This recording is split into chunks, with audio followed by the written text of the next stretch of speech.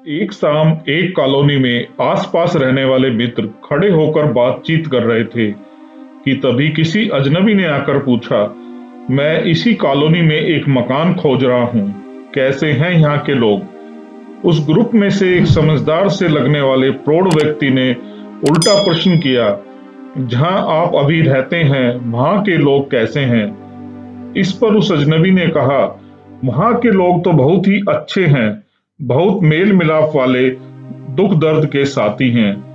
हम तो वह कॉलोनी कभी ना छोड़ते, लेकिन मकान मालिक को अब खुद के लिए घर चाहिए, इसीलिए हम लोग नया मकान खोज रहे हैं। इस पर समझदार व्यक्ति ने उत्तर दिया कि यहाँ के लोग भी बहुत ही अच्छे हैं, आप बेफिक्र होकर यहाँ आ जाइए। उस व्यक्ति के जाने के बाद यह मित्र मंडली अभी वहीं खड़े हुए बातचीत कर ही रही थी कि एक दूसरे अजनबी ने आकर कुछ वैसा ही प्रश्न किया, और उस समझदार व्यक्ति ने भी ठीक वही प्रति प्रश्न किया कि जहां वह अभी रह रहे हैं वहां के लोग कैसे हैं।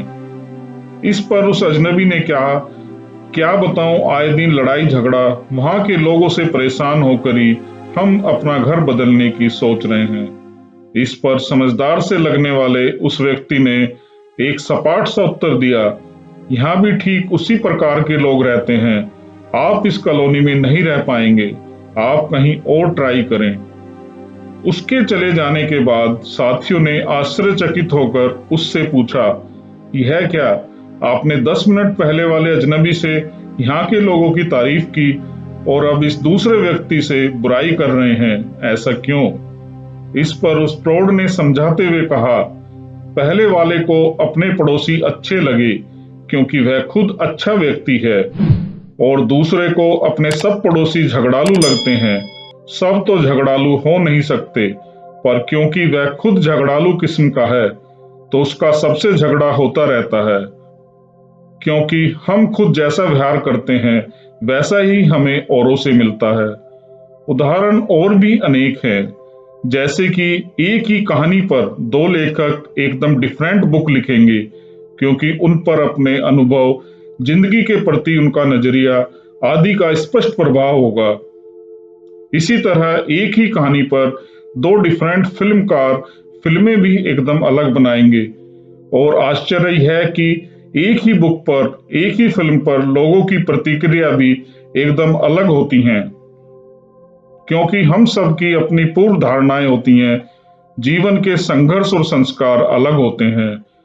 लोग कहते हैं दुनिया ऐसी ही है, पर दरअसल दुनिया वैसी है जिस दृष्टि से हम उसे देखते हैं।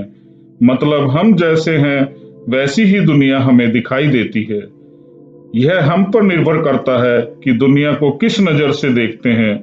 इसीलिए बहुत महत्वपूर्ण है कि हम अपनी सोच को सकारात्मक रखें, हर निर्णय सोच समझ कर लें, ना कि मन के वशीभूत होकर। किसी से अगर पहली बार मिलें तो उसके प्रति प्रेम से भरकर मिलें।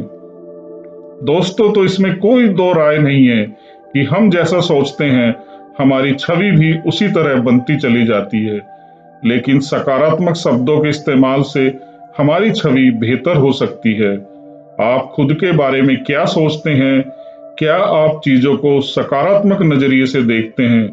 यदि हाँ, तो यकीन मानिए आपका भविष्य उज्जवल हो सकता है।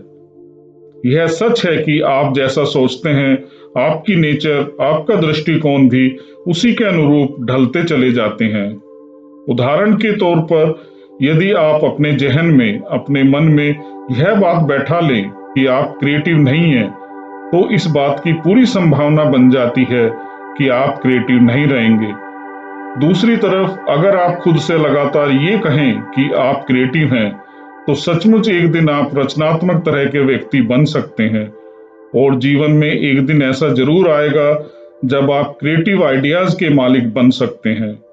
आप अपने बारे में जैसा सोचेंगे, विजय या हारे हुए खिलाड़ी के रूप में, ठीक उसी तरह आपकी पर्सनैलिटी का निर्माण होता चला जाएगा। यह स्थिति तय कर देगी कि भविष्य में आपके साथ किस तरह की और क्या परिस्थितियां बन सकती हैं। यदि आप अपने बारे में पॉजिटिव बातें करते हैं, तो ये आपको सकारात्मक विचारों वाला व्यक्ति बना देते हैं, और यदि आप नकारात्मक बातें करते हैं, तो ये ही शब्द आपको नकारात्मक सोच वाले व्यक्ति की छवि प्रदान करते हैं। इसीलिए हमें शब्द रूपी अस्त्र का प्रयोग अच्छी तरह से सोच विचार कर ही करना चाहिए।